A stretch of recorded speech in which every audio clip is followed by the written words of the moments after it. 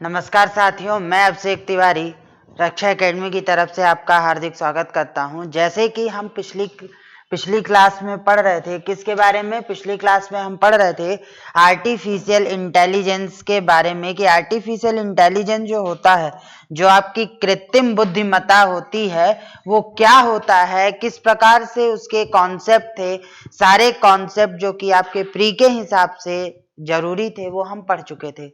आज की क्लास में जो हमारा डिस्कशन होगा वो डिस्कशन ये इस बात पे निर्भर करेगा कि हमारे जो इम्पोर्टेंट फैक्ट हैं 2020 के, मतलब कि आर्टिफिशियल इंटेलिजेंस में जब हमने हिस्ट्री पढ़ी थी तो हमने 2016 तक के सारी चीजों को देख चुके थे कि 2016 तक हिस्ट्री में क्या क्या काम हो चुका है। ये हम पिछली क्लास में देख चुके थे, समझ चुके थे और जान चुके थे कि क्या था। इसी में हमने एक बात और जानी थी कि जो आर्टिफिशियल इंटेलिजेंस है उसके जनक कौन थे?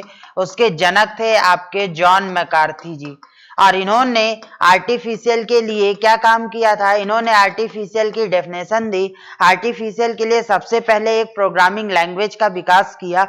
ये सारे काम किन्होंने किए थे? जॉन मैकार्थी ने। ये बात हम जान चुके थे और उसी में हमने ये भी देखा था कि 2016 तक आर्टिफिशियल इंटेलिजेंस में क्या क्या काम हुआ।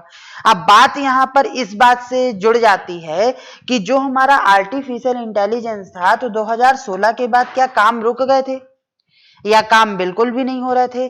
तो हो रहे थे और वही चीजें हमें जाननी है 2018 से, क्योंकि 2018 से आर्टिफिशियल इंटेलिजेंस में क्या आया? बूस्टअप आया कि अब चीजें और जल्दी जल्दी होने लगी, रूपरेखाएं बनने लगी, नीतियां बनने लगी और उसी पे काम होने लगा। और यहाँ पर जो हमारा सबसे जरूरी काम होगा, वो सबसे जरूरी काम किस बात का होगा? वो ये जानना होगा कि आखिर भारत ने आर्टिफिशियल इंटेलिजेंस में क्या क्या काम किया। तो आज जो हमारी शुरुआत होगी, इस लेक्चर में जो शुरुआत करेंगे, वो सारी शुरुआत हमारी डिपेंड करेगी महत्वपूर्ण तथ्यों के साथ। और वो महत्वपूर्ण तथ्य किससे जुड़े हुए होंगे? भारत में आर्टिफिशियल इंटेलिजेंस में क्या क्या कदम उठाए गए, क्या क्या काम किया गया, किस तरीके से विकास हो रहा है।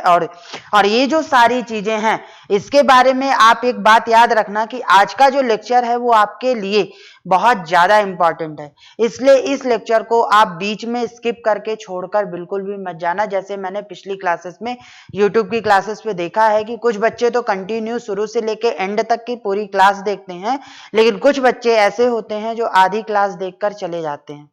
तो इस क्लास को आप बिल्कुल भी मत छोड़ना, क्योंकि ये क्लास आपको YouTube पे या किसी भी और कोचिंग क्लासेस में बिल्कुल भी नहीं मिलने वाली, क्योंकि इसमें मैंने सभी जितने भी महत्वपूर्ण फैक्ट हैं और महत्वपूर्ण बातें हैं सारे कवर किए हैं और इन्हीं से आपके प्री में क्वेश्चन आएंगे और बहुत ज्यादा आएंगे। तो अगर आपको इस सारी चीजों को पढ़ना है और समझना है तो आप ये जो टॉपिक है, इस टॉपिक की किसी भी क्लास को आप मिस मत कीजिएगा और ध्यान दीजिएगा। तो आज हम जो बात करेंगे वो बात होगी हमारी महत्वपूर्ण विकास से रिलेटेड, कि भारत में आखिर महत्वपूर्ण विकास क्या हुआ आर्टिफिशियल इंटेलिजेंस में। तो चलिए, इतनी सी बात करने के बाद अब हम आगे चलते हैं और बात करते हैं कि क्या क्या काम हुआ। तो सबसे जरूरी देखो, सबसे पहला काम क्या था? नीति आयोग। अब नीति आयोग का जो गठन हुआ था वो इसीलिए किया गया था कि भारत में ऐसा कोई भी सेक्टर नहीं होना चाहिए जिस सेक्टर के बारे में हम प्लानिंग ना करें, नीतियों का निर्धारण ना करें और उसमें विकास ना करें, क्योंकि हमें भारत को सभी तरीके से विकास कराना था। मतलब भारत का विकास सिर्फ गरीबी से या किसी और से नहीं हो, भारत डिजिटल रूप में भी विकास करे, भारत आर्थिक रूप से भी विकास करे, भारत सामाजिक रूप से भी विकास करे, भारत जो आपकी इंफ्रास्ट्रक्चर डेवलपमेंट भी अच्छा हो। तो ये जो सर्वांगीण विकास होता है किसी भी चीज का, उस सर्वांगीण विकास के लिए ही हमें जरूरत थी किसकी? नीति आयोग की। और जब इस सर्वांगीण विकास की बात आती है तो नीति आयोग के जो उपाध्यक्ष थे राजीव कुमार, नीति आयोग के जो उपाध्यक्ष थे राजीव कुमार, थोड़ा धीरे बात करो तुम लोग, राजीव कुमार, वो राजीव कुमार की अध्यक्षता, जो कि क्या थे? नीति आयोग के क्या थे? उपाध्यक्ष थे। इनकी अध्यक्षता में एक समिति का गठन किया गया। मतलब कि राजीव कुमार, समिति का नाम क्या था? राजीव कुमार समिति।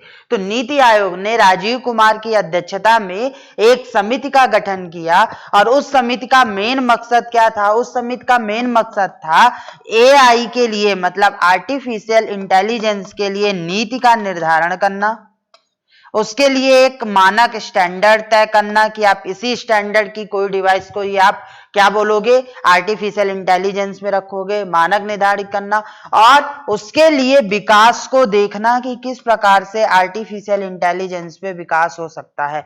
और इसी के लिए इन्होंने एक रिपोर्ट जारी की थी और उस रिपोर्ट का नाम क्या था? AI for all. और पेपर में आपसे क्वेश्चन पूछा जा सकता है कि जो नीति आयोग द्वारा आर्टिफिशियल इंटेलिजेंस के लिए जो रिपोर्ट जारी की गई, उस रिपोर्ट का क्या नाम था? तो उस रिपोर्ट का नाम क्या था? AI for all. और ये रिपोर्ट कब आई थी? जून 2018 में। और इस रिपोर्ट में कहानी क्या थी? इस रिपोर्ट में वो सभी चीजों को कंक्लूड किया गया था जो हमारे लिए एआई के लिए जरूरी है। मतलब भारत में एआई को क्या, एआई होता क्या है? पहले तो इस रिपोर्ट में एआई की परिभाषा दी गई। परिभाषा देने के बाद फिर क्या किया गया? एआई के लिए क्या क्या नीतियां हम बनाएंगे, वो कहां कहां अनुप्रयोग होगा, वो किस प्रकार से हम एआई में विकास करेंगे, वो कौन कौन से सेक्टर इसमें इंक्लूड होंगे, वो विश्व में एआई की क्या पोजीशन है और हमारे लिए एआई की क्या पोजीशन है, वो एआई के लिए जो मानक है वो, मतलब एक प्रकार से एआई से रिलेटेड जितनी भी डिटेल एनालिसिस, जितना भी डिटेल स्ट्रक्चर या वो होता है, सभी था। और इस एआई फॉर ऑल के लिए पर हस्ताक्षर करने वाला, मतलब इसको अप्रूव करने वाला, इस रिपोर्ट को मान लेने वाला और इस रिपोर्ट के आधार पर कार्य करने वाला पहला राज्य क्वेश्चन में पूछा जाएगा, पहला राज्य कौन था? वो था तेलंगाना। मतलब कि एआई से रिलेटेड नीति आयोग ने क्या किया? पहला काम किया कि राजीव कुमार की अध्यक्षता में एक समिति का निर्धारण किया। उस समिति का काम क्या था? उस समिति का काम यह था कि वह एआई से रिलेटेड नीति, मानक और विकास से संबंधित सारी चीजों पर रिसर्च करेगा। इन्होंने काम किया और एक दस्तावेज बनाया, जिस दस्तावेज को, जो रिपोर्ट दी, उस दस्तावेज को बोला एआई फॉर ऑल। और जो ये एआई फॉर ऑल आया, ये दस्तावेज कब आया था? जून 2018 में। और इसमें हस्ताक्षर करने वाले पहला राज्य कौन था? तेलंगाना था। आप गूगल में जाकर AI for all, NITI Aayog की एआई फॉर ऑल दस्तावेज डाउनलोड करना और पढ़ना, उसमें सारी चीजें बताई गई हैं, सारा कॉन्सेप्ट बताया गया है एआई से। तो पहला पॉइंट यही है कि नीति आयोग ने क्या किया? तो नीति आयोग ने ये किया। अब तो जल्दी से इस पॉइंट को लिखो 1 सेकंड में, उस 1 से 2 सेकंड में स्क्रीनशॉट लो और लिखो। उसके बाद हम चलते हैं आगे और नेक्स्ट पॉइंट की बात करते हैं कि अगला पॉइंट क्या है आपके इस फैक्चुअल सीरीज में।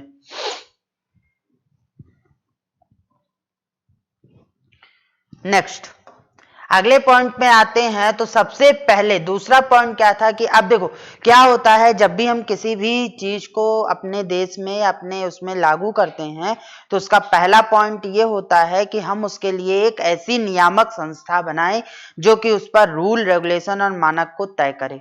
तो इन्होंने क्या किया? भारत ने भी वही किया। भारत के जो नीति आयोग था, नीति आयोग ने फिर से एक अच्छा काम किया कि उसने एक ऑर्गेनाइजेशन या एक इंस्टीट्यूट का निर्माण किया जो कि नियामक, नीति और विकास के रूप में देखा जाएगा।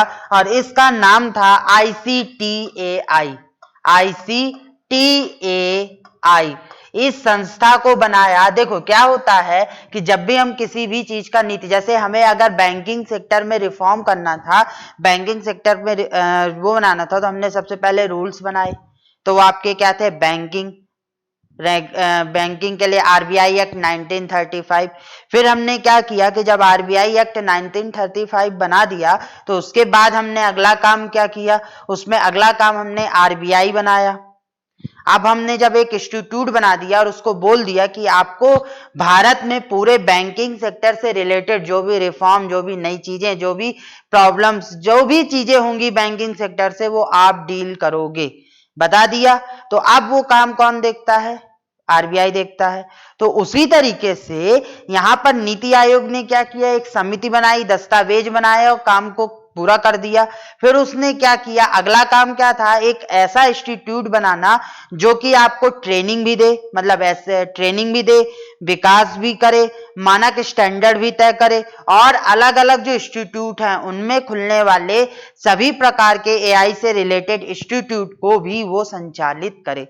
ये सारे काम के लिए, तो इस सारे काम के लिए फिर क्या हुआ, एक नियामक संस्था बनाई गई जिसका फुल फॉर्म जो कौन सी थी, ICTAI, और इस ICTAI का फुल फॉर्म था इंस्टीट्यूट,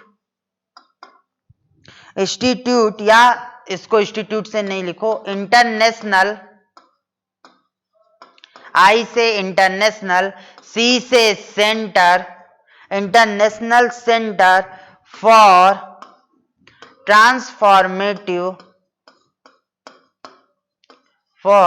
ट्रांसफॉर्मेटिव आर्टिफिशियल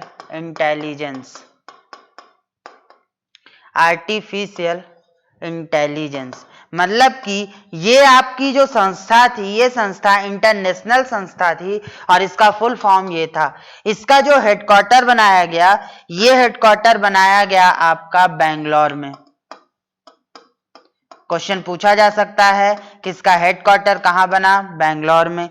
अगला क्या था, ये क्या है, ये नीति आयोग की एक क्या थी, पहल है। नीति आयोग की एक पहल है। अब इसको बनाने का मुख्य उद्देश्य क्या था, आईसीटी से रिलेटेड सभी प्रकार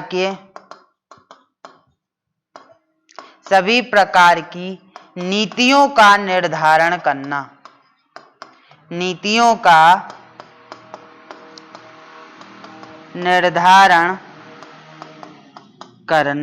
आईसीटी से रिलेटेड सभी प्रकार की नीतियों का निर्धारण करना। और इस संस्था को बनाने के लिए 3 कंपनियों का सबसे ज्यादा महत्व था। वो कंपनियां थी कौन कौन सी, एक थी इंटेल कंपनी के बाद टाटा इंस्टीट्यूट ऑफ फंडामेंटल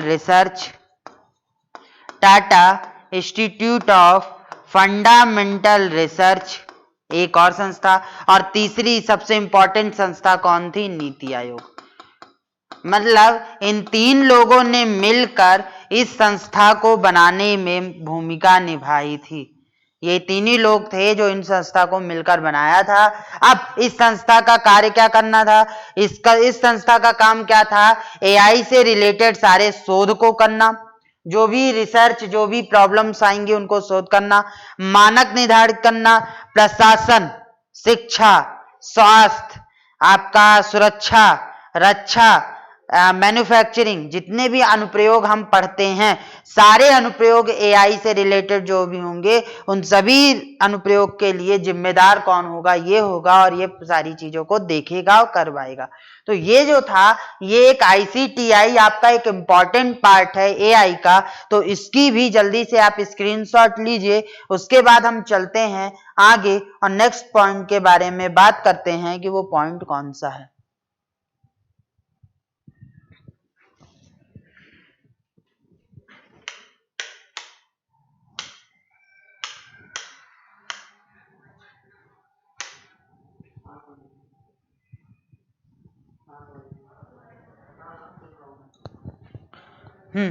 अब हम आगे चलते हैं और तीसरे पॉइंट की बात करते हैं, और तीसरा पॉइंट है आपका रेज। अभी आपको याद होगा, अगर आपने न्यूज़पेपर में पढ़ा होगा कि रेज जो था, ये एक प्रकार की समिट है जो 2020 में 5 से 9 अक्टूबर के बीच में हुई थी। 5 to 9 अक्टूबर 2020 को स्टार्ट हुई थी, और ये अभी आपके कोविड में होने वाली पहली थी, और ये इस बार डिजिटल रूप से हुई थी। इसका फुल फॉर्म अगर हम बात करें तो इसका फुल फॉर्म था responsible, artificial intelligence, responsible, artificial intelligence, responsible, artificial intelligence, responsible, artificial intelligence artificial intelligence,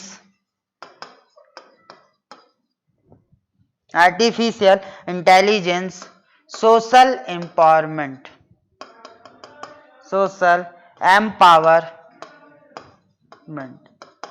artificial intelligence for social empowerment. और ये क्या है? ये वैश्विक शिखर सम्मेलन था, वैश्विक विश्व का शिखर सम्मेलन था। और ये शिखर सम्मेलन कहाँ हुआ? भारत में हुआ। इसकी अध्यक्षता किसने की? इसकी अध्यक्षता किसने की थी? नरेंद्र मोदी ने। और बहुत सारे जो हमारे भारत के और विश्व के एआई से जुड़े और इंडस्ट्री से जुड़े शिक्षाविद और जो व्यक्ति थे उन सब के लिए थी। इसका जो इनॉग्रेट किया था, इसको जो इनॉग्रेट किया गया था, पूछा जाएगा तो इसका इनॉग्रेट किसने किया था? मिस्टर नरेंद्र मोदी जी ने। और वो कौन है? हमारे भारत के प्रधानमंत्री हैं। इन्होंने इसका इनॉग्रेट किया था। ये कब से कब तक हुआ था? 5 से 9 अक्टूबर। आपने न्यूज़पेपर में पढ़ा होगा। और इसमें क्या होता है? इसको जो था, इसको आयोजित करने वाले कौन थे? इसको आयोजित करने वाले थे डिपार्टमेंट ऑफ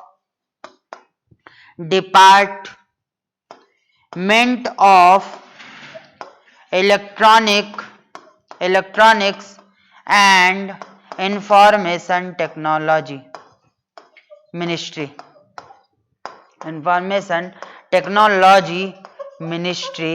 और उसके साथ साथ कौन जुड़ा था? इसको नीति आयोग में। और इसका काम क्या था? इसका काम ये था कि इसमें जो भी आपके रिसर्च है, डेवलपमेंट का क्षेत्र है, उन सभी डेवलपमेंट के क्षेत्र में से जुड़े व्यक्तियों के साथ एक सबमिट करना और हम एआई में क्या क्या काम कर सकते हैं उन सभी काम के बारे में जानकारी निकालना था। और अगली बात करें तो मैं आपसे एक क्वेश्चन पूछता हूं कि जो इसके मिनिस्टर हैं, department of electronics and information technology के जो मिनिस्टर हैं, मंत्री हैं, वो कौन है? ये आप मुझे कमेंट कर कर बताएंगे।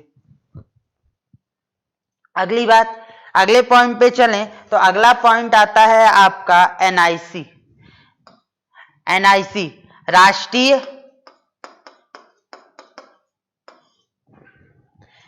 सूचना विज्ञान केंद्र,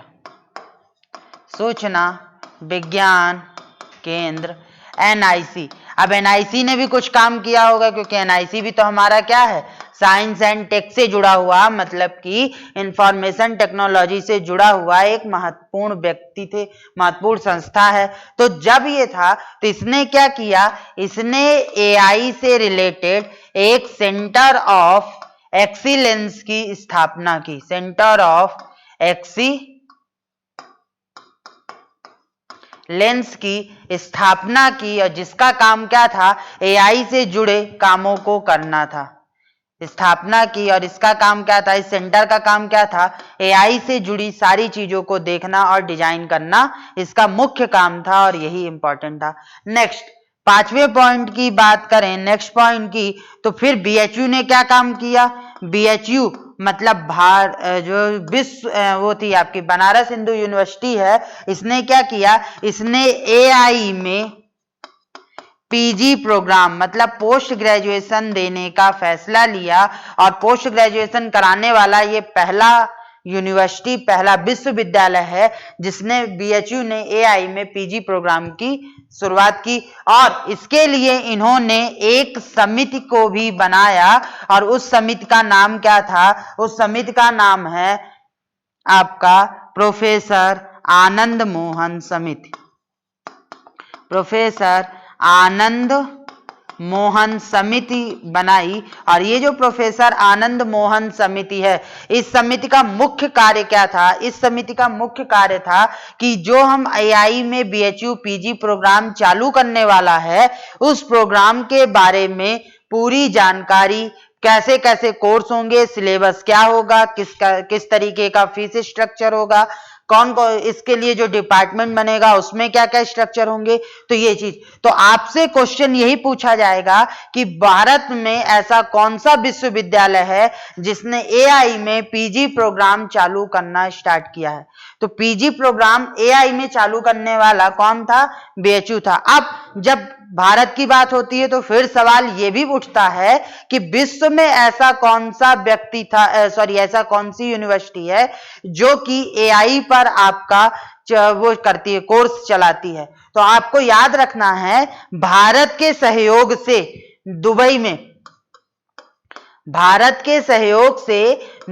में एक यूनिवर्सिटी ओपन की गई है जो कि पूरी तरह से किस पर डिपेंड है, इससे पूरी तरह से जो पढ़ाई होगी वो पूरी पढ़ाई किससे रिलेटेड होगी, एआई से रिलेटेड होगी। और एआई से रिलेटेड अगर पूरी तरह से पढ़ाई होगी तो ये किसका है, तो अगर विश्व की बात करोगे तो विश्व में एआई से रिलेटेड यूनिवर्सिटी कहाँ खोली गई है, तो विश्व में एआई से रिलेटेड यूनिवर्सिटी खोली गई है कहाँ पर, दुबई में। लेकिन भारत की बात आ जाए कि भारत में एआई से रिलेटेड प्रोग्राम, पीजी प्रोग्राम चलाने वाला कौन सा यूनिवर्सिटी या कौन सा कॉलेज है, तो वो कॉलेज कौन है, BHU।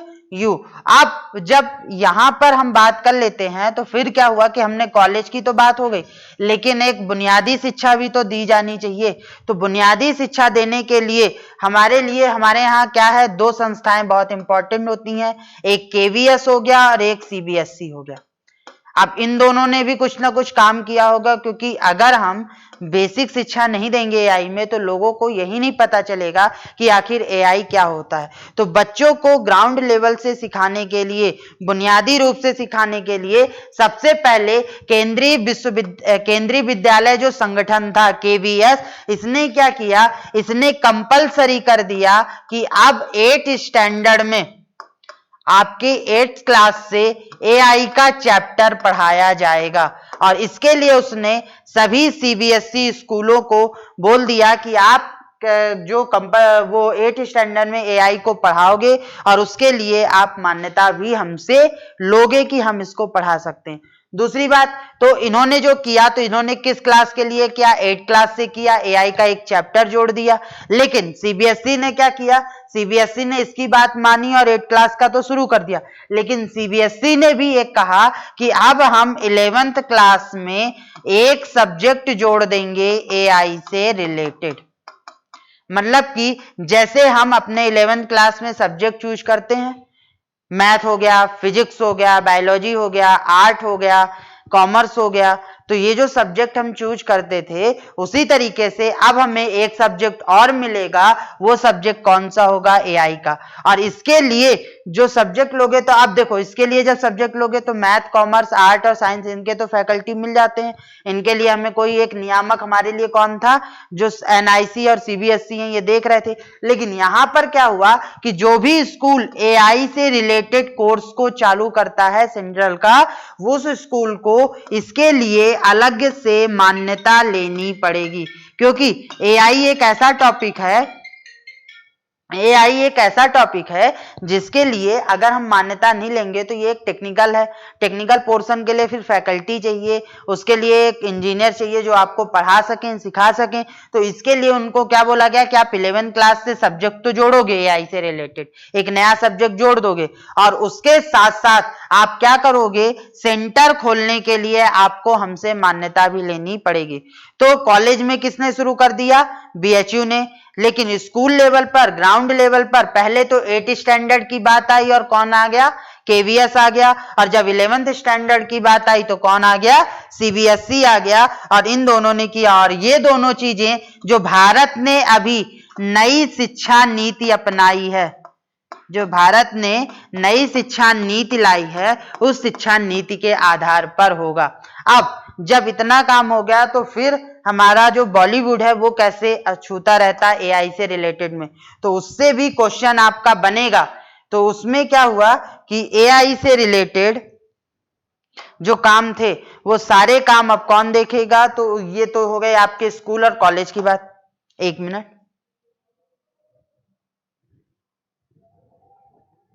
मिनट, अब बॉलीवुड की बात करें, टेलीविजन की बात करें, तो टेलीविजन में एक शो आता है, मैं कुछ भी नहीं कर सकती।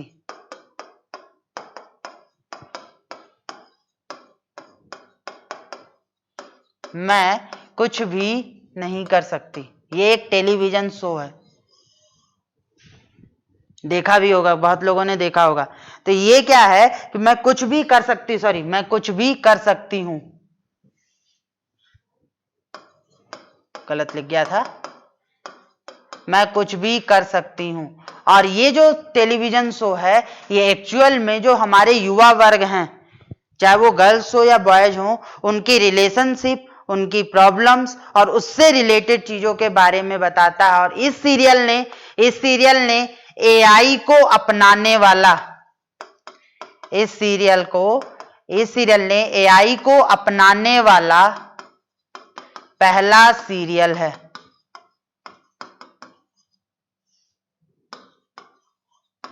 एआई को अपनाने वाला ये पहला सीरियल है। और आपसे क्वेश्चन पूछा जाएगा कि टेलीविजन शो की अगर हम बात करते हैं तो टेलीविजन शो में वह कौन सा शो है जिसने एआई को अपनाया है और एआई से आधारित है। तो मैं कुछ भी कर सकती हूं ये। अब इस सीरियल को बनाया कौन है, बना कौन रहा है? तो इसको बना रहा है पॉपुलेशन फाउंडेशन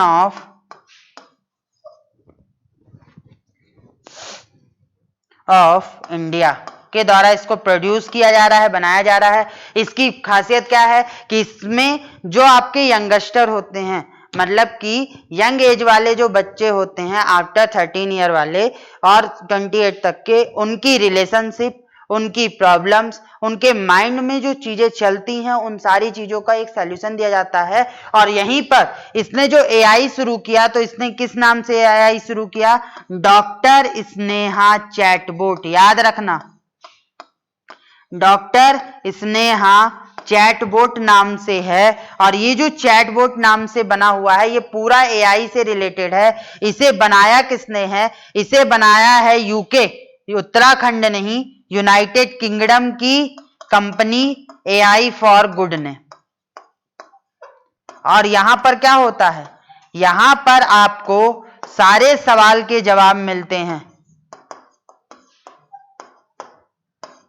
टीनेजर से रिलेटेड सारे सवालों के जवाब यहां पर आपको देता है। अब यहां पर एक वर्ड हुआ चैटबॉट। चैट मतलब हो गया बातचीत करना मैसेजेस के द्वारा, बोट मतलब होता है रोबोट। तो एक ऐसा रोबोट जो एआई के माध्यम से, जिसपे कोई व्यक्ति नहीं बैठा है, आपके रिप्लाई करने के लिए कोई व्यक्ति नहीं बैठा है, आप जो सवाल पूछते हो उस सवाल का जवाब एआई अपनी समझ से खुद देता है। उसकी ऐसी प्रोग्रामिंग की गई है। आर्टिफिशियल इंटेलिजेंस का मतलब यही होता है कि आपके सारे सवालों के जवाब दे सकता है। और मोस्टली इसमें जो सवाल पूछे जाते हैं वो आपके सेक्सुअल रिलेटेड सवाल ज्यादा पूछे जाते हैं, और उसी के लिए इसको बनाया गया है। और खासकर ये प्रॉब्लम जो होती है टीनेजर में सबसे ज्यादा होती है, जो इसके लिए। तो ये याद रखना कि ये क्वेश्चन भी आपसे पूछा जा सकता है। अब बात आती है आईआईटी की। तो जैसे बीएचयू ने किया, वैसे ही आईआईटी दिल्ली ने भी एक काम किया। आईआईटी दिल्ली ने क्या किया? आईआईटी दिल्ली ने, वहां पे तो पीजी प्रोग्राम ही शुरू हुआ था, इसने एक डिपार्टमेंट ही बना दिया। और उस डिपार्टमेंट का नाम इसने क्या रखा? School of artificial intelligence, school of AI. मतलब कि आर्टिफिशियल इंटेलिजेंस का इसने क्या किया? एक डिपार्टमेंट ही शुरू कर दिया। और ये डिपार्टमेंट आपको बीटेक से लेकर आपके पीएचडी तक के जितने भी प्रोग्राम होते हैं, एआई से रिलेटेड जितने भी कोर्स होते हैं, सारे कोर्स कराएगा। मतलब कि वहां पे तो सिर्फ पीजी प्रोग्राम ही चल रहे थे, लेकिन यहां पर अब आपका बीटेक से लेकर पीएचडी तक, मतलब ग्रेजुएशन भी, पोस्ट ग्रेजुएशन भी, पीएचडी भी, सारी चीजें एआई से रिलेटेड कराई जाएंगी। और यह देश का पहला संस्थान है जिसने यह डिपार्टमेंट चालू किया है। देश का पहला संस्थान है जिसने यह डिपार्टमेंट ओपन किया है और बनाया है। तो इतनी सारी चीजें थी, आपको ये सारी चीजें सुनकर याद रखना है। इसीलिए मैं बहुत ही फास्टली नहीं चल रहा, बहुत आराम से धीरे धीरे एक एक बातों को बता रहा हूं। और इसके नोट्स आपके टेलीग्राम चैनल पर भी डल जाएंगे और वहां से आप पढ़ सकते हो। बाकी रक्षा एकेडमी के ऐप पे भी डलेंगे। और आर्टिफिशियल इंटेलिजेंस की जो मेंस की क्लास होगी और मेंस के जो नोट्स होंगे वो सिर्फ आपको रक्षा एकेडमी ऐप पर ही मिलेंगे, क्योंकि आर्टिफिशियल इंटेलिजेंस आपके मेंस में भी है और वहां पे भी क्वेश्चन बनेंगे। तो जो आर्टिफिशियल इंटेलिजेंस की मेंस की क्लास है, जिसमें मैं आर्टिफिशियल इंटेलिजेंस को मेंस के अकॉर्डिंग पढ़ाऊंगा, जहां पर हम बात करेंगे कौन कौन से क्वेश्चन आ रहे हैं, किस प्रकार के क्वेश्चन बन सकते हैं, क्योंकि पहली बार जुड़ा है तो वो सारी चीजें हम वहां डिस्कस करेंगे और वो क्लास सिर्फ आपको रक्षा एकेडमी ऐप पे मिलेंगी। उसके नोट्स भी आपको सिर्फ रक्षा एकेडमी के ऐप पे मिलेंगे और कहीं उसके नोट्स आपको अवेलेबल नहीं होंगे, और उन नोट्स को आप प्रिंटेड कॉपी में बिल्कुल भी नहीं पढ़ सकते। दूसरी बात, यदि आप साइंस एंड टेक के पूरे नोट्स, कंप्लीट नोट्स प्री और मेंस के मिलाकर, जो मैंने सिलेबस आपको डिटेल में समझाया था, जितना सिलेबस मैंने सूचना और प्रौद्योगिकी से आपके प्री मेंस को रिलेटेड समझाया था, वो सारा का सारा सिलेबस, सारे के सारे, उसके लिए हम बहुत ही जल्दी एक बुक भी लेकर आएंगे जिसमें सिर्फ आपके एमपीपीएससी से रिलेटेड, एमपीपीएससी 2020 से रिलेटेड जो नया सिलेबस है, जो नया सिलेबस है आपका सूचना एवं संचार प्रौद्योगिकी, सूचना एवं संचार प्रौद्योगिकी का, उस सूचना एवं संचार प्रौद्योगिकी में मतलब आईसीटी का कंप्लीट सिलेबस की एक बुक भी जल्दी ही आएगी, क्योंकि अभी आपको सबसे ज्यादा प्रॉब्लम जा रही है उसके किताब के लिए, और ये बुक भी आपकी दिसंबर में आ जाएगी। और इस बुक में आपको, तो आप उस बुक को भी सिर्फ रक्षा एकेडमी ऐप पर ही खरीद पाओगे, और उस बुक की जो वो होगी, वो बुक आपको हार्ड कॉपी में अवेलेबल होगी, उसके अलावा वो बुक कहीं नहीं मिलेगी। और नोट्स सिर्फ आपको कहां मिलेंगे? अब रक्षा एकेडमी ऐप पर, सिवाय आज का नोट्स। आज के नोट्स मैं टेलीग्राम चैनल पर भी डलवा दूंगा। अब आगे बात करते हैं, तो अब तो ये तो बात थी भारत की, तो फिर विश्व में भी कुछ ना कुछ काम हुआ होगा। तो विश्व में क्या हुआ? एक ग्लोबल पार्टनरशिप शुरू की गई, और ये जो ग्लोबल पार्टनरशिप थी, ये किसके से रिलेटेड थी? एआई से रिलेटेड ग्लोबल पार्टनरशिप बनी। अब एआई से रिलेटेड जैसे हमारे यूरोपियन यूनियन है, WHO है, जैसे हमारा सार्क है, एशियान है, इनके बारे में आपने संस्थाएं पढ़ी होंगी। तो जैसे हमारी इंटरनेशनल ऑर्गेनाइजेशन ये हैं, उसी तरीके से हमारी इंटरनेशनल ऑर्गेनाइजेशन एआई के लिए भी बनाई गई, ग्लोबल पार्टनरशिप एआई से रिलेटेड। और इसके संस्थापक देशों में एक देश कौन सा था? वह देश भारत भी था। और इसका काम क्या था? अब काम वही था जो हमारा ICTAI का था। ये भी नीतियों का निर्धारण करेगा, विकास करेगा और विश्व स्तर पर मानक का स्तर भी निर्धारित करेगा कि हमारे आर्टिफिशियल इंटेलिजेंस में कौन कौन से स्टैंडर्ड मानक होने चाहिए और उस पर हम क्या क्या काम करेंगे। तो अगर हम संस्थापक देश की बात करें, तो इसके अलावा ये इसमें और कौन कौन से देश होंगे? जितने भी बड़े देश हैं, जैसे अमेरिका, ब्रिटेन, यूरोपियन यूनियन के सारे कंट्री, यूरोपियन यूनियन के बाद स्विट्जरलैंड। अब जब स्विट्जरलैंड आ गया, तो स्विट्जरलैंड के बाद जापान कहां से छूटेगा? तो जापान आया, तो फिर जर्मनी भी होगा। जर्मनी है तो जर्मनी के बाद ऑस्ट्रेलिया होगा। अब ऑस्ट्रेलिया का पड़ोसी देश कौन सा है? न्यूजीलैंड, तो इसमें न्यूजीलैंड भी होगा। अब जब ये हो गया, तो अब सऊदी अरेबिया भी होगा, क्योंकि हम पढ़ चुके हैं कि दुबई में पहला आर्टिफिशियल इंटेलिजेंस से रिलेटेड जो कॉलेज शुरू किया गया, इंटरनेशनल कॉलेज, वो कहाँ है? सऊदी अरेबिया में। फिर उसके बाद मैक्सिको भी आ गया। अब मैक्सिको आ गया तो कोरिया भी रहेगा। कोरिया आया तो कोरिया के साथ और कौन आ जाएगा? सिंगापुर भी होगा। तो ये जो सारे महत्वपूर्ण देश थे, ये सारे महत्वपूर्ण देश इस पार्टनरशिप से जुड़े और देश विश्व में एआई का विकास करने, एआई के लिए नीतियों का निर्धारण करने और एआई के लिए एक स्टैंडर्ड मानक को तय करने के लिए भी ये पूरी तरीके से काम पे लग गए। जैसे हमारे और भी संस्थाएं हैं, उसी तरीके से ये भी एक विश्व स्तर की संस्था थी। तो अभी तक का जो लेक्चर था, उस लेक्चर में हम सारे इंपॉर्टेंट फैक्ट को देख चुके। अब अब इसके बाद हम आगे चलते हैं, तो आगे बात करें तो नेक्स्ट फैक्ट की बात करते हैं, तो एक और इंपॉर्टेंट फैक्ट निकल कर आता है। वो इंपॉर्टेंट फैक्ट है आईआईटी, जितने भी आईआईटी थे और जो आपका बीएचयू का आईआईटी था, इन्होंने एक संस्था, एक प्राइवेट संस्था अमेजॉन, आप अमेजॉन से शॉपिंग करते होगे, तो अमेजॉन शॉपिंग के अलावा भी कई और क्षेत्रों में है, तो उस क्षेत्र में एक क्षेत्र है Amazon internet services Pvt limited, services Pvt limited. तो इसके साथ जितने भी आईआईटी थे और जितने भी बीएचयू आईआईटी है, इस सब ने मिलकर एक प्राइवेट संस्था Amazon internet service Pvt limited, वही अमेजॉन जिससे आप शॉपिंग करते हो, उसी की एक ब्रांच है इंटरनेट और उससे रिलेटेड उसी से एक पार्टनरशिप की, और उस पार्टनरशिप का मतलब मकसद था पार्टनरशिप की, और इस पार्टनरशिप का मतलब क्या था?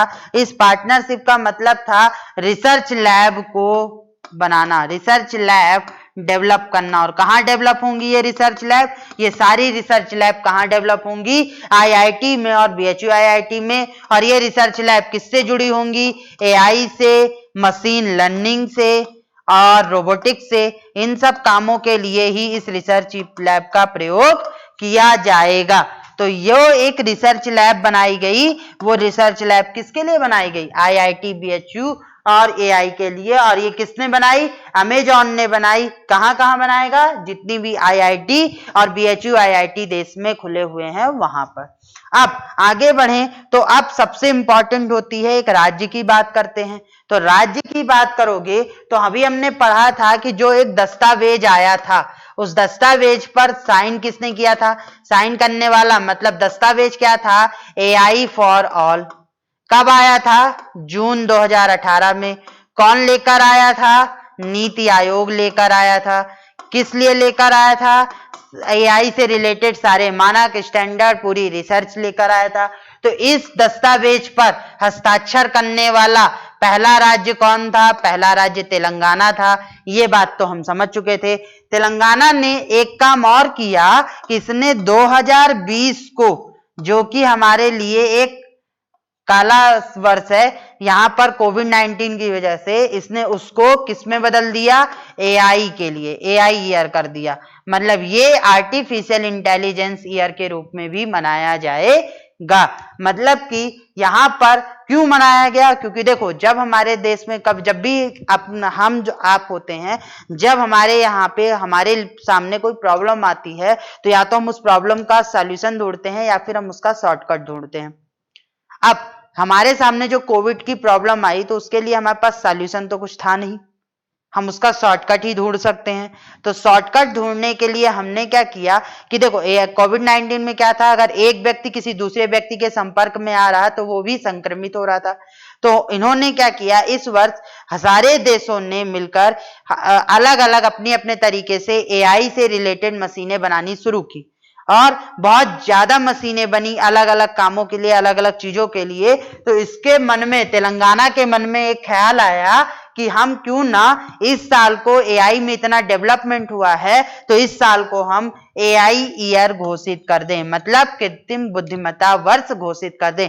अब इतनी कहानी का कोई मतलब नहीं है, मतलब तो सिर्फ इसका है कि कौन से राज्य ने 2020 में एआई ईयर घोषित किया है, बस मतलब इस बात का था। लेकिन इतनी कहानी बताने का मतलब यह था कि आपको याद हो जाए कि आखिर 2020 को कौन सा साल के रूप में घोषित किया गया है। तो ये एक इंपॉर्टेंट फैक्ट था। अब इसके बाद एक इंपॉर्टेंट फैक्ट यह आता है कि जब तेलंगाना की बात हो गई तो हम किसके लिए पढ़ रहे हैं? हम पढ़ रहे हैं एमपीपीएससी के लिए। एमपीपीएससी के लिए पढ़ रहे, तो एमपीपीएससी की जब बात आ जाती है तो एमपीपीएससी में फिर मध्य प्रदेश आ गया। तो मध्य प्रदेश ने भी कुछ काम किया है कि नहीं, ये भी जानना चाहिए। तो मध्य प्रदेश ने क्या काम किया? मध्य प्रदेश ने एक ट्रैफिक रोबोट सिस्टम लगाया, जो पूरी तरीके से किस पर इनेबल्ड है? एआई से संचालित है। और ये लगा कहां हुआ है? ये लगा हुआ है कहां पर? इंदौर में। इंदौर में कहां पे लगा हुआ है? कहां पे लगा हुआ है सोम? ये ट्रैफिक सिस्टम कहां लगा हुआ है? इंदौर में। मऊ पीतमपुर में लगा हुआ है। कहाँ लगा हुआ है ये? रीजनल स्क्वायर पे।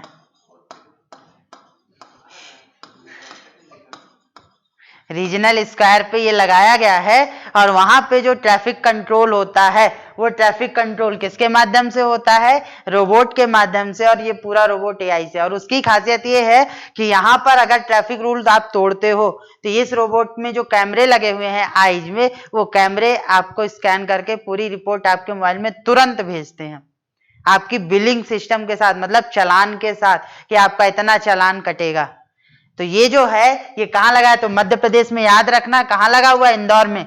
हालांकि ये जो रीजनल स्क्वायर की बात है ये तो मैंने सिर्फ आपको इंटरेस्टिंग बताने के लिए बताया। क्वेश्चन तो सिर्फ इतना ही पूछेगा इंदौर में कि कहाँ लगा हुआ है, तो इंदौर में लगा हुआ। और याद रखना ये पूछा जाएगा। तो जब तेलंगाना की बात हुई तो मध्य प्रदेश की भी तो बात होगी, क्योंकि हम एमपीपीएससी के लिए बारे में पढ़ रहे हैं। तो ये बात हो गई। अब आगे बात करें तो इसरो ने भी तो कुछ काम किया होगा। तो इसरो ने क्या काम किया? इसरो ने भी एक रोबोट बनाया, व्योममित्र। अब व्योममित्र जो रोबोट था ये हाफ ह्यूमनॉइड है। अब हाफ ह्यूमनॉइड मतलब अर्धमानवीय है। अर्धमानवीय क्यों है? क्योंकि इसके सिर्फ हाथ है, पैर नहीं है। ये सिर्फ झुक सकता है, इधर उधर मूव कर सकता है, ये चल नहीं सकता। और इसका काम क्या था? व्योम मतलब होता है अंतरिक्ष, मित्र मतलब होता है दोस्त, तो अंतरिक्ष का दोस्त। तो जो इसरो एक मिशन लॉन्च करने वाला है, गगनयान मिशन, इस गगनयान मिशन में वो क्या करने वाला था? आदमियों को, मतलब कि हमारे जो साइंटिस्ट है उनको अंतरिक्ष में भेजने वाला था। तो उसकी टेस्टिंग के लिए ही उसने व्योममित्र बनाया कि वो क्या होगा। तो और ये व्योममित्र किससे इनेबल्ड है? एआई से इनेबल्ड है। इसलिए से हम कहाँ पढ़ रहे हैं? एआई से रिलेटेड चीजों में पढ़ रहे हैं। उसके बाद आगे बढ़ें तो जब इसरो की बात हो गई तो फिर बैंक की भी बात आती है। आज हर बैंक में एआई से रिलेटेड चैटबॉट होते हैं, जैसे आपके योनो में, कोटक बैंक में, सब जगह है। तो ये आपका काम है कि आप बैंकिंग के सारे चैटबॉट, जितने भी आपकी बैंकिंग के लीडिंग इंस्टीट्यूशन है, उनके सभी के चैटबॉट आप याद कर लिख कर टेलीग्राम चैनल पर डालोगे मेरे। अब मैं चेक करके बताऊंगा कि किसने किसने सही किया है। और नहीं डालोगे तो तुम्हारी समस्या है, क्योंकि पेपर में आएगा तो मैं नहीं बताने वाला। अब ये होमवर्क आपके लिए छोड़ दिया गया है अंजनेय रक्षा एकेडमी पे। वहां पर आप इसको डालोगे कि जो भी जितने भी चैटबॉट है लीडिंग इंस्टीट्यूशन वाले, वो सारे बैंकिंग के आप मुझे बताओगे। मैं सिर्फ यहां पर एक चैटबॉट के बारे में बताऊंगा, एक रोबोट के बारे में बताऊंगा जो कि पहला था, बैंकिंग ने स्टार्ट किया था। तो बैंकिंग में पहला, अब बैंक में किसका काम होता है? पैसे का। तो किस नाम से याद कर लो? लक्ष्मी नाम से, क्योंकि लक्ष्मी अभी दिवाली भी आ रही है तो लक्ष्मी के नाम से याद कर लो। और लक्ष्मी ये कहां लगा हुआ है? कुंभकोणम। कुंभकोणम। अब कुंभकोणम कहां है? तमिलनाडु में। किस बैंक ने? सिटी यूनियन बैंक ने। सिटी यूनियन बैंक ने। तो ये एक रोबोट है जो कि सिटी यूनियन बैंक ने, जो कि कहां लगाया है? कुंभकोणम, तमिलनाडु में। और ये बैंकिंग से रिलेटेड सभी सॉल्यूशन, बैंकिंग रिलेटेड जितनी भी बैंकिंग से रिलेटेड सॉल्यूशन होते हैं वो अपने कस्टमर को देता है। जो भी प्रॉब्लम्स होती हैं वो कस्टमर इससे बात करते हैं। और ये अंग्रेजी में बात भी करता है, मतलब ये ह्यूमन लैंग्वेज में, इंग्लिश में बात कर सारे सॉल्यूशन के जवाब देता है। ये एआई इनेबल्ड है।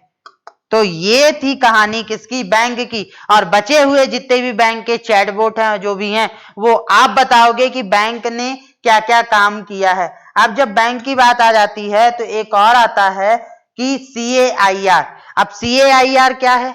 डीआरडीओ ने भी अपने संस्था में, डीआरडीओ ने अपने उसमें एक डिपार्टमेंट खोला, CAIR मतलब centre for artificial intelligence and robotics. DRDO ने भी एक डिपार्टमेंट स्टार्ट किया है। और इस डिपार्टमेंट का काम क्या है? एआई एंड रोबोटिक्स से रिलेटेड सभी रिसर्च करना और उन रिसर्च के माध्यम से जो रोबोट बनेंगे उनको रक्षा उद्योग में लेकर आना, मतलब रक्षा के लिए उपयोग करना। तो ये डीआरडीओ काम था। अब आपके मोबाइल में कुछ ऐसे एआई इनेबल्ड वॉइस कमांड होते हैं जिनके बारे में पता होना चाहिए। तो सबसे पहला एलेक्सा, बोलते हो ना, एडवर्टाइजमेंट भी देखा होगा, किसका है? अमेजॉन कंपनी का। एलेक्सा के अलावा पिछली क्लास में एक और सुनाया था, किसके बारे में? सीरी। सीरी के बारे में, ये किसका है? एप्पल कंपनी का। फिर आता है कॉर्टाना। कॉर्टाना किसका है? कॉर्टाना है माइक्रोसॉफ्ट का। अब जब लीडिंग कंपनियां हो गई तो फिर गूगल कैसे सोच सकता है? तो फिर गूगल असिस्टेंट। और जो गूगल असिस्टेंट है, असिस्टेंस, गूगल असिस्टेंस जो है ये किसका है? गूगल का है। तो ये आपको याद होने चाहिए। और ये एलेक्सा अमेजॉन, सीरी एप्पल, कोर्टाना माइक्रोसॉफ्ट और गूगल असिस्टेंट गूगल, ये आपके एआई इनेबल्ड हैं। जैसे आप बोलते हो एलेक्सा ये काम कर दो, एलेक्सा वो काम कर दो, या सीरी किसको कॉल कर दो, तो जो भी आपके फोन में, लैपटॉप में, टैबलेट में जो भी चीजें चलती हैं वो एलेक्सा, सीरी और कोर्टेना से चलती हैं। तो आज की क्लास के जो महत्वपूर्ण फैक्ट थे एआई से रिलेटेड, वो सारे फैक्ट आज से कंप्लीट होते हैं। एआई से रिलेटेड जो प्रीलिम्स की क्लास थी वो क्लास कंप्लीट है। प्रीलिम्स में इससे ज्यादा क्वेश्चन आपके एआई से रिलेटेड नहीं पूछे जाएंगे, लेकिन मेंस में इससे और ज्यादा क्वेश्चन बनेंगे। तो मेंस की क्लास सिर्फ आपको रक्षा एकेडमी ऐप पर मिलेगी। बार बार बता रहा हूं, इस क्लास के नोट्स तो आपको मिल जाएंगे। आगे से आप किसी भी क्लास के नोट्स, चाहे वो इंग्लिश में हो या हिंदी में हो, टेलीग्राम चैनल पे नहीं डालेंगे, वो सिर्फ रक्षा एकेडमी ऐप पे आएंगे। और बहुत जल्द, मतलब कि इस बार नए वर्ष में आपको, या दिसंबर के लास्ट में आपको सूचना एवं प्रौद्योगिकी एमपीपीएससी से रिलेटेड एक बुक भी मिल जाएगी। और वो बुक होगी प्री और मेंस के अकॉर्डिंग, जो कि सिर्फ और सिर्फ रक्षा एकेडमी ऐप के, रक्षा एकेडमी पे मिलेगी, मेरे द्वारा लिखी हुई। और उसमें आप पूरे सिलेबस को कंप्लीट कर सकते हो। और अभी कोई भी ऐसी बुक नहीं है जो कि एमपीपीएससी ओरिएंटेड हो, जिसमें सूचना एवं प्रौद्योगिकी हो। तो अगर आपको जरूरत पड़ेगी तो वो बुक आपको हार्ड कॉपी में अवेलेबल होगी। तो तब तक के लिए, इस बुक की तो बात बाद में आती है, तब तक के लिए आप जुड़े रहिए, पढ़ते रहिए। धन्यवाद।